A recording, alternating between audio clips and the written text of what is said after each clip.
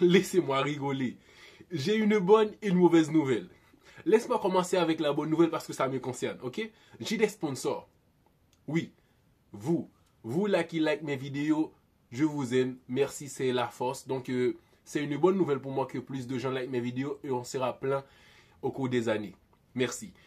La mauvaise nouvelle, c'est que le Real Madrid est brisé. Je répétais ça combien de fois, le Real Madrid est brisé. Bellingham, Vinicius, Mbappé, milieu de terrain qui n'est pas en forme et tout ça. La seule espoir des Madrilènes, ça a été Xavi Alonso. Lui qui a donné ce hype, cette envie de revoir le Real Madrid, c'est lui. Mais sinon, l'équipe est brisée. Rodrigo qui ne joue pas, on sait qu'il est dehors. On va monter des Carvajal et Lucas Vasquez et tout ça. Rodrigo, il n'est pas monté, c'est que Rodrigo est out. J'avais dit ça aussi. Le Real Madrid est brisé. Mais sinon, comment ne pas parler de ce match de PSG? C'est à regarder avec un verre de vin parce que c'était une partie d'échec. Et en première mi-temps, parce qu'à chaque pion que bouge le Real Madrid, l'équipe savait quoi faire pour les démonter. Mais Dembélé, il est incroyable. Son intelligence de jeu est fantastique. Avec ou sans ballon, il est génial le mec. Il fait bouger la défense, il sait comment déplacer. Avec ou sans ballon, il sait quoi faire. Et là, ça libère de l'espace. On ne va même pas parler de Nuno Mendes, on ne sait même pas où il joue. Parce qu'il était dans les 16 mètres du Real Madrid pendant que sur le côté, sur son côté, en tant que latéral, c'est Kvaratskhelia qui avait le ballon. Donc, il n'était pas en soutien pour être là, pour avoir possibilité de passe. Mais non, il était dans les 16 mètres du Real Madrid pour attendre, pour marquer. Ça veut dire que la puissance.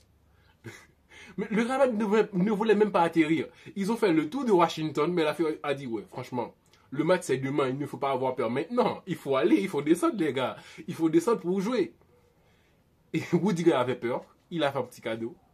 Asensio, il avait peur, il a fait un petit cadeau. Tchouaméni aussi. Donc, le Real Madrid est brisé. Thibaut Courtois, comme toujours, comme d'hab, il est fantastique dans le goal. Mais cette équipe-là, ce n'est pas du tout ce qu'on attendait.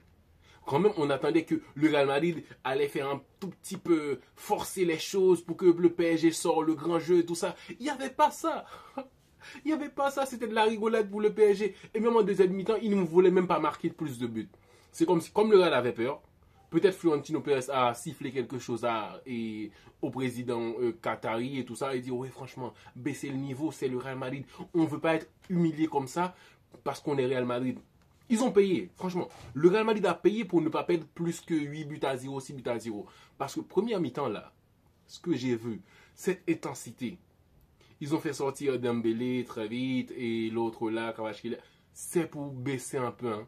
Même si Barcola, il ne voulait pas ça. Barcola, il montait, il était là, trop chaud pour aller marquer. L'équipe du Real Madrid est brisée. On a vu les gestes de Bellingham, de Mbappé et Vinicius. Ses déplacements, comment il marchait et tout ça, alors que ton équipe est dans la galère. Il n'y avait pas une démonstration. Et il y a aussi ce truc-là.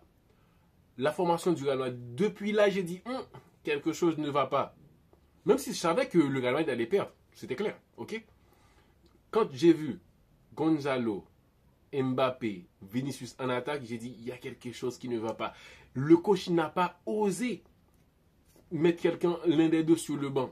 Soit Vinicius ou Mbappé.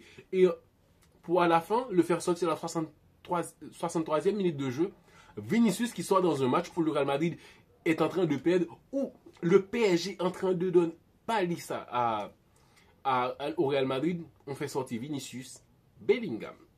Bellingham, déjà, il n'est pas là pour rigoler. Il donne tout ce qu'il a donné, mais sur ce match-là, on a beaucoup de choses à dire sur Bellingham. Sur Vinicius, c'est à cause du Real Madrid. Oui, vous allez dire que Vinicius, il ne joue pas bien et tout ça. C'est à cause du Real Madrid. Comment un mec a fait une saison pareille et ne pas gagner le ballon d'or? Contre qui? Pour un Rodri qui n'est même pas favori. Rodri n'était même pas favori pour le ballon d'or, même dans son propre équipe. Ou en Angleterre, c'était Foden qui était le meilleur joueur.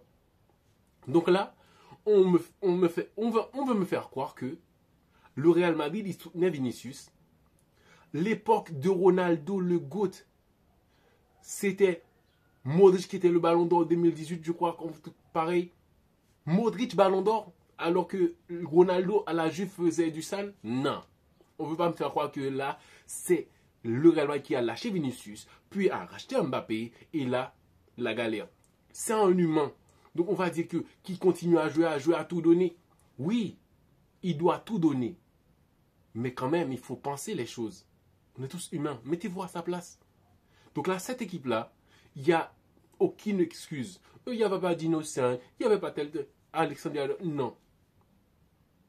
Le Real Madrid est brisé. Il faut l'accepter. Et là, 4-0. Je n'y crois pas encore. 4-0.